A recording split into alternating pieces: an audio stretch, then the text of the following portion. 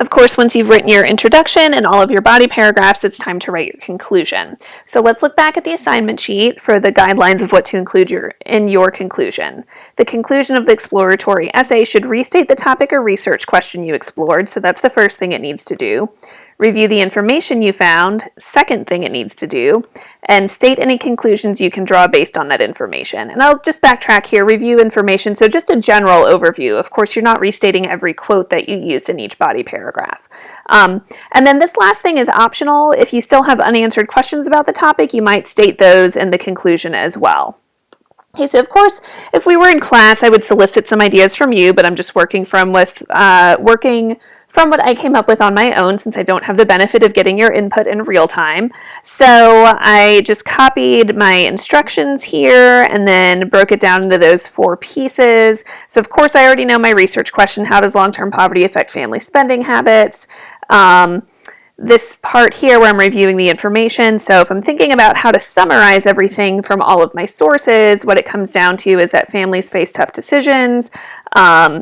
Some of my sources perhaps talked about scarcity mentality, which is a psychological effect that makes it nearly impossible to plan for a financial future. Then also in extremely impoverished families, a higher percentage of their income goes toward housing and transportation, and less of that goes toward food as compared to families in higher socioeconomic status. So that's an overview of the information I would have covered in my body paragraphs. And then I need to state any conclusions I can draw. So here are my conclusions. So this is what I'm thinking based on how I understand the information in my sources. If people in impoverished situations have to make decisions based on immediate survival to a higher extent than people in middle and upper socioeconomic classes. People with higher financial stability or security who don't know this might pass judgment easily, but what looks like bad financial decisions, is more likely a combination of survival and the psychological traumas of poverty. And then I do have some unanswered questions that my research didn't quite cover, but they're things I'm thinking about now based on these conclusions I've drawn. So now I'm wondering, would better education of middle and higher SES, so that socioeconomic status people, create more empathy? I'm a very empathy-minded person. I believe in education as a critical thinking and empathy building tool, depending on what type of education you're pursuing.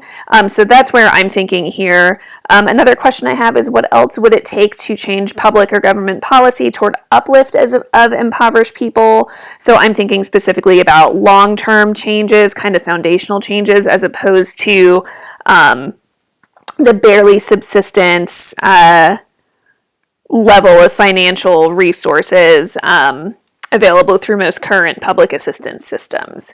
So I've got my ideas there. They're not necessarily well written or pretty, but I'm going to make them into sentences. Right? So I need to find a way to restate my topic. Tie it to my research. So I'll say the question of how long-term poverty affects family spending habits is an important one, as evidenced by the sources I consulted. As shown in the research, families experiencing extreme poverty face difficult decisions about what to do with their limited financial resources. Long-term poverty can also lead to scarcity mentality, a psychological effect that makes it nearly impossible to plan for a financial future. In addition,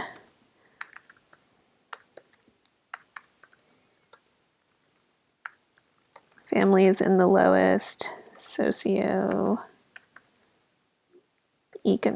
I don't think that actually needs to be capitalized.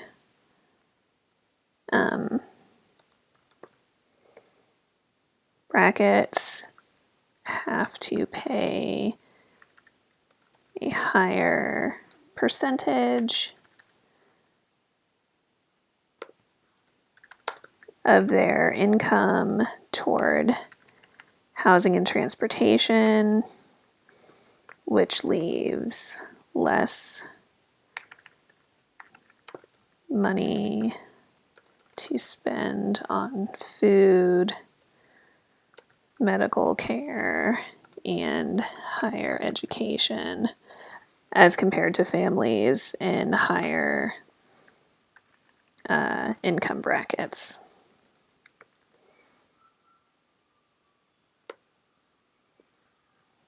I don't want to reuse. Let's see, most deprived socioeconomic positions. Okay. From my research, I can conclude that people from this research, my research, I'll say this research, because I wasn't doing studies. I was looking at other people's studies. So from this research, I can conclude that people in impoverished situations are forced to make decisions based on immediate survival to a much higher extent than people in the middle and upper classes. People with higher financial security who don't know this might pass judgment easily. But what looks like bad financial decisions is more likely a combination of survival and the psychological traumas of poverty.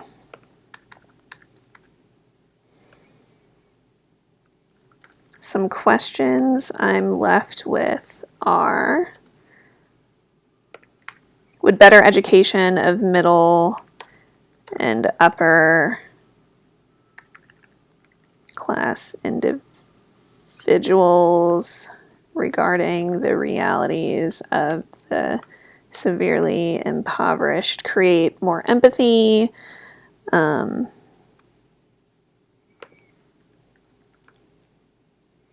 Would facilitating more empathy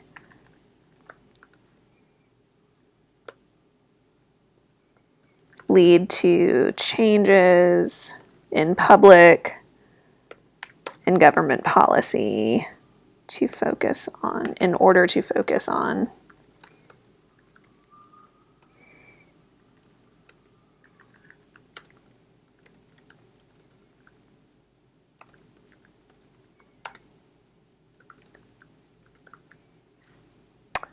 that will focus on long-term financial relief that will help impoverished